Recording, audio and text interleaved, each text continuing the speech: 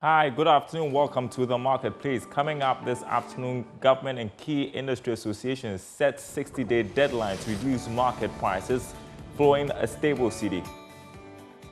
To inform you that the direct importers have agreed to reduce their prices, and some have already started that already.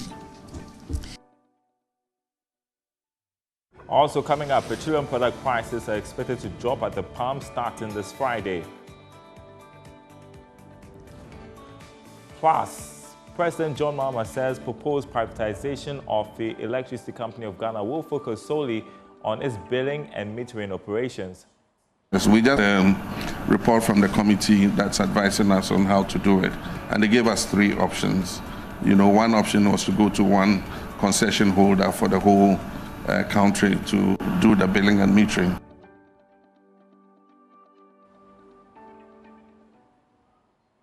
My name is Darryl Kwao. Thanks for joining us. Details coming up.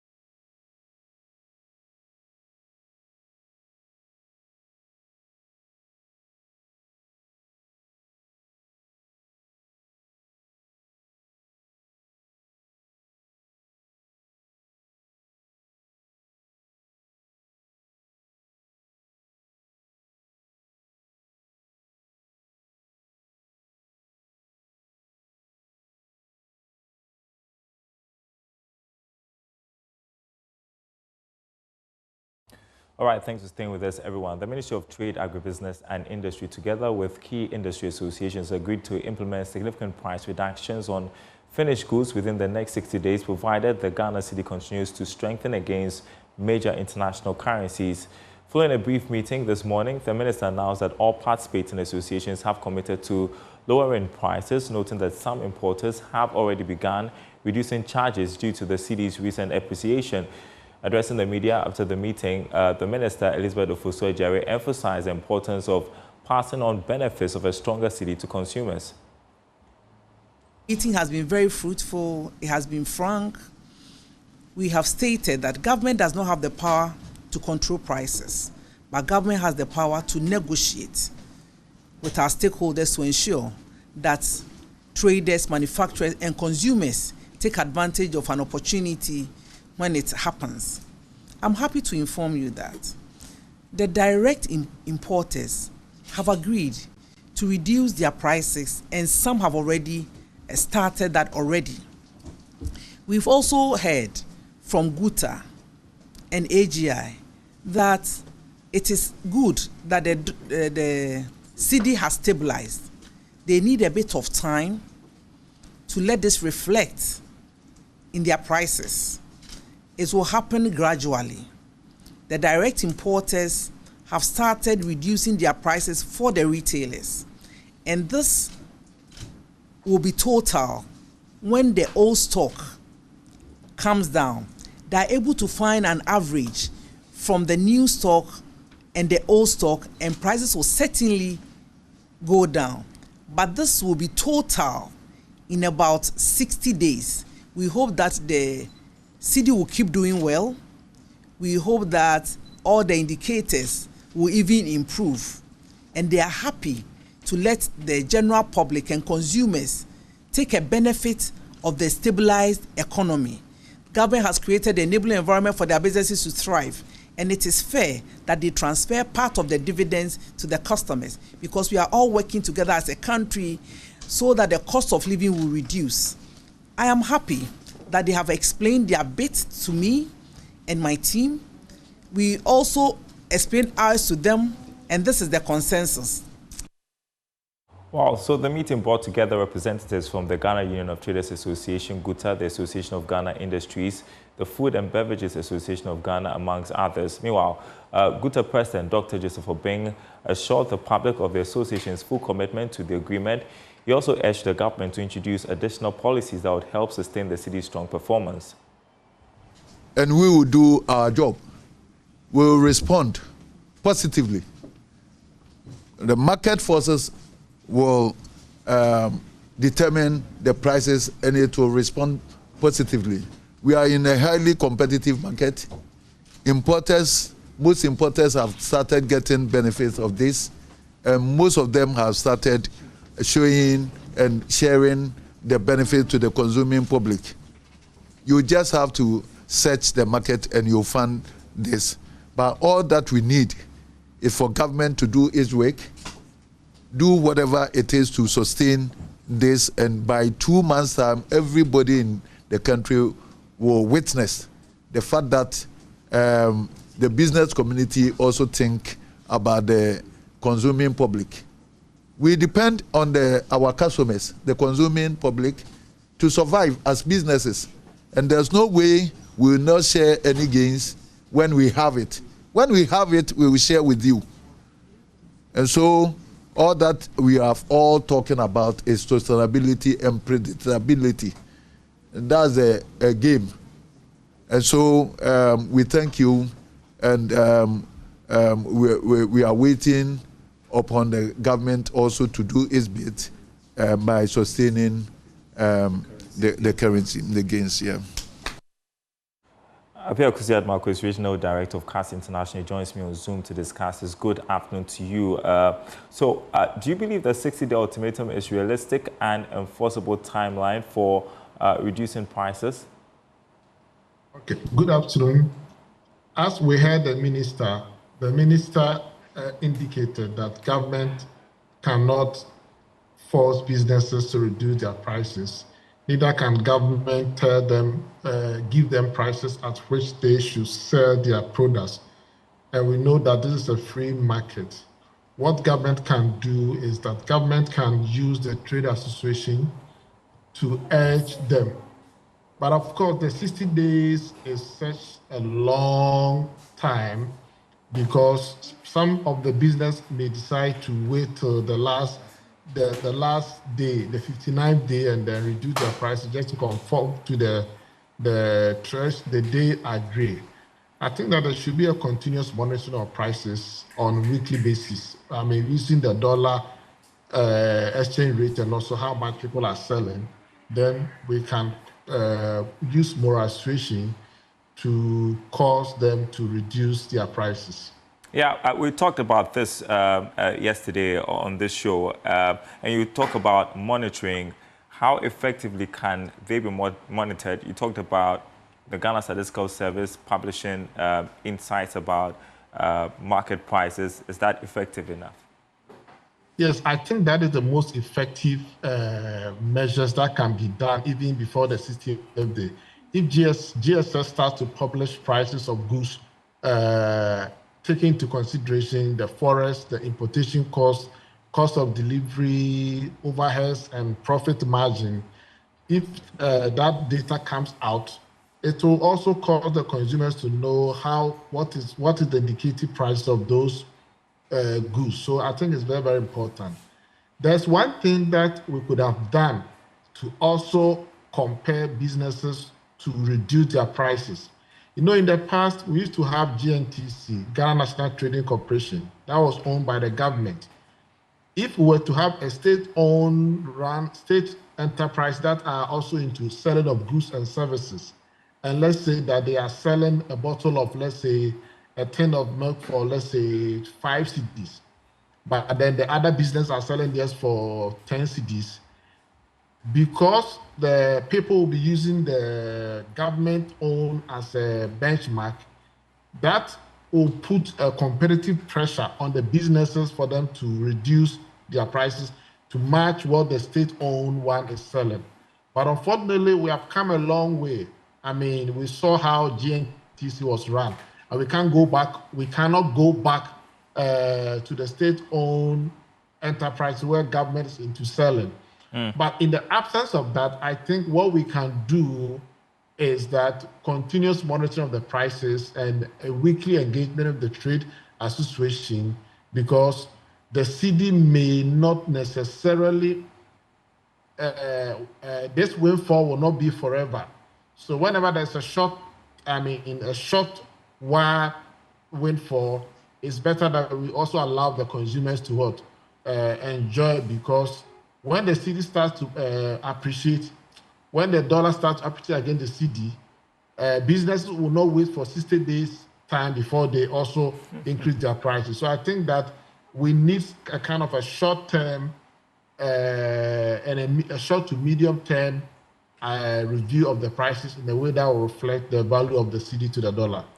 Yeah, and of course, we can imagine why the trade associations are not so quick to reduce prices, because of how volatile the cedi can be. And as you're watching, this could be for the short term. You talk about short to medium term measures to ensure that there are realistic prices, or prices that fit what we're seeing on the foreign exchange market. But we also have to think of the long term. How do we ensure stable prices? I mean, in the long term, we need a structural transformation of the economy. We need to be able to produce more. And also, in the long run, we should be able to also reduce our appetite for imported goods.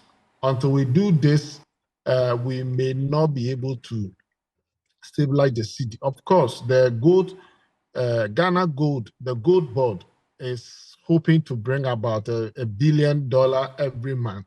And that is based on the current high price of gold. If the gold prices goes down in the world market, the $1 billion that we are eyeing may not come. And so we need not to put all our eggs in the gold board or in our gold export, but rather other things that will give us a long-term sustainability of the cedi against the dollar. Final question. I know we've talked about this being a free market, and so we can't really control pricing. But do you think that the government should legislate price controls in certain sectors? I mean, this is a very difficult question to answer. Price, when you go into the electricity and then the downstream fuel, that's the fuel at the pump, it's a regulated regime. There's a floor price at which no one can sell below. And then the OMCs compete around that. I think that is the best approach. If government start to legislate price control, it may deter investors, because in economics, we say that whenever people start to make more profit, that alone would incentivize new entrants into the market to come and sell, so that in the long run, prices will be at the marginal cost. So price regulation is not the best thing unless we are in an economy where it is a monopoly and there's no chance for any entrant to come and compete. That is the only time we can consider price regulation. All right, we'll see what happens within these 60 days. But thank you so much, Apia Kusi-Ademarco, Regional Director, CAS International, for speaking with us here on the Marketplace. Appreciate it. Wow, petroleum product prices are expected to drop at the pump starting this Friday, according to the Chamber of Oil Marketing Companies. The anticipated reduction is attributed to the recent strengthening of the cedi and declining prices of refined petroleum products on the international market. Dr. Rivers Sinopong is Chief Executive of the Chamber. One of the biggest components in the price derivation of crude oil product prices in Ghana has to do with the forex. And the second one, with all things being equal, is the crude oil flat prices, benchmarks. As we speak now, the benchmark prices are falling as well, and the USD falling. That's why you've seen petroleum product prices coming down all the way from 15 to 13 today on an average. Indeed, we expect this to continue as far as these two components play their roles plummeting down or taking a nosedive. And I believe that ordinary Ghanaians or you and I will need to benefit from it in all angles. Now, President John Mahama has clarified that the proposed privatization of the Electricity Company of Ghana will focus solely on its billing and metering operations. This follows government's approval to privatize certain aspects of the power distributors' operations. President Mahama shared more details about the planned restructuring during his address at the Africa CEO Summit in Abidjan, Ivory Coast. And so it's just as it is to provide social services.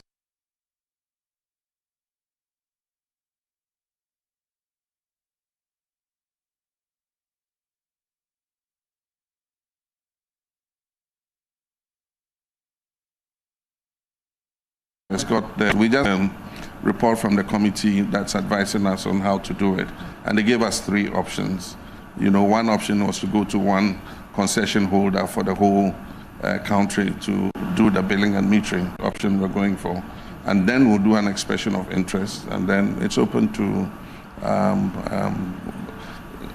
there must be Ghanaian participation, there must be local participation. So even if it's an international company bidding, it must have a local partner. Well, I think that it's important to be in partnership with the rest of the world and other companies that come from outside. But we also have our obligations in terms of providing social services to our people, making sure we have good health care and that our education is of the right quality to produce the kind of human resource that we need. And so balancing it out, it's not easy. I mean, 2.5 billion, I could use that, to go a long way in terms of social services, but I have to pay it. Some of it is accrued interest for non-payment and all that. But I do think that they are not exclusive of each other. Energy is important. You can't grow an economy without energy. And so it's just as critical as it is to provide social services. And you're watching The Marketplace. We're taking a short break. When we come back, let's talk tech. We'll look at the impact of the city's surge on the tech industry. Don't go anywhere.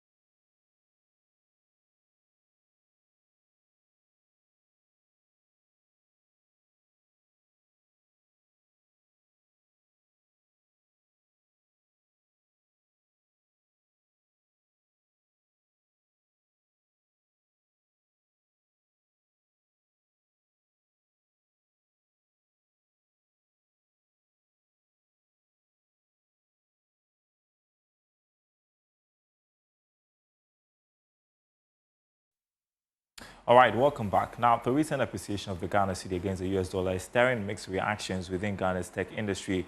While the stronger local currency eases the cost of importing hardware and foreign software services, some tech firms that earn revenue in dollars may see slimmer profit margins. Analysts say development could shift pricing strategies, investment decisions, and even talent retention in the sector.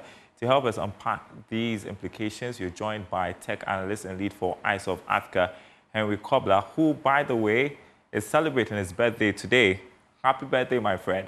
How's your day going? Thank you. That's been normal. I've just been home the whole day. Okay. See, so we are analyzing the city's impact on the tech industry. I mean, from your perspective, what immediate effects does a stronger city have on the tech ecosystem? Thank you very much, Dario. So I think that generally we've had mixed reactions from the ecosystem.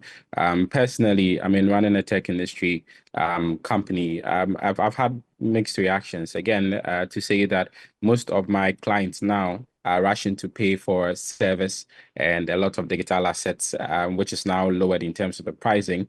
I mean, if you're paying for a service in excess of, let's say, $500, $1,000 monthly, now it really looks better off because you would really be spending less on these services and assets in terms of payment. But on the flip side, you're also having quite a number of startups who have investment or foreign aid investment into their businesses, and they relatively now would have to be paying points in the USD. I mean, it sort of affects what they have to do because they have to sort of convert more into their USD into Ghana cedis, push it into operations, and now convert it back in paying their dividend to their investors. I mean, that comes in a bit of that. You're also having the point of people that also would be doing much of the trade and earning. Again, you're having freelancers, you're having social media influencers, almost all those people who would be earning, YouTube influencers would be earning in USD, now having quite, I mean, the amount of money that they would be earning converted into Ghana cedis, because that's the obvious spent currency for them, really would now get to be a bit on the lower side. But again, I think that on the more positive side, it helps really within the ecosystem and getting people to be more active online. How much of a relief is this for, I mean, startups or SMEs in the tech space who have to import, I mean, hardware and software inputs? Yeah, I mean, it's really more of like a better relief, even as simple things as paying for digital assets. Even people who are not even in the tech sector would be able to pay for their Netflix subscriptions and other things at a way lower prices. So it cuts across to have a very positive effect on us. We're having quite a lot of people pirating software because of the pricing of some of these softwares that are in. And so looking at the pricing, if it's more affordable, and people could look at in terms of security points, in terms of quality, and in terms of guarantees and warranties, I'm sure that a lot of people would now be on the lookout to purchasing directly some of these softwares, which comes into a greater effect and positive for a lot of the users of tech within the ecosystem in Ghana. Yeah, and we've mentioned that, I mean, companies that earn in dollars or work with international clients, they may be on the negative side of things in terms of how this impacts on their earnings. How do companies adapt to this shift in the dynamics when it comes to the city's performance?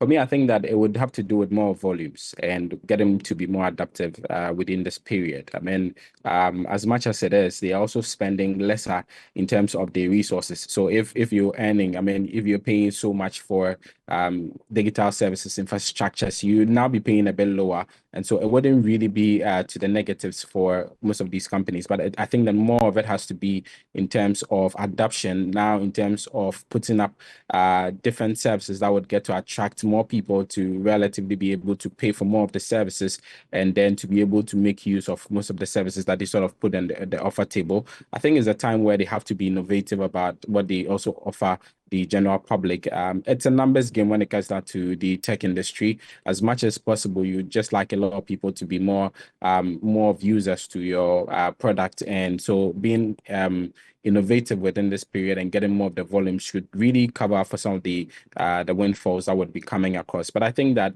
all true, it wouldn't really be a bad book for them. Yeah, tell you what, Henry, we are going to keep watching, see how things play out in the coming days. But thank you so much, and a happy birthday once again from me and the team. You've been a genius from day one. So go out and pamper yourself, Henry, and have some fun. All right, and that's the marketplace. Thanks for watching, everyone. More news on our website, nigeriaonline.com/business. The day's latest stories from over there. My name is Darryl Carl. Thanks for watching. We will be back same time tomorrow.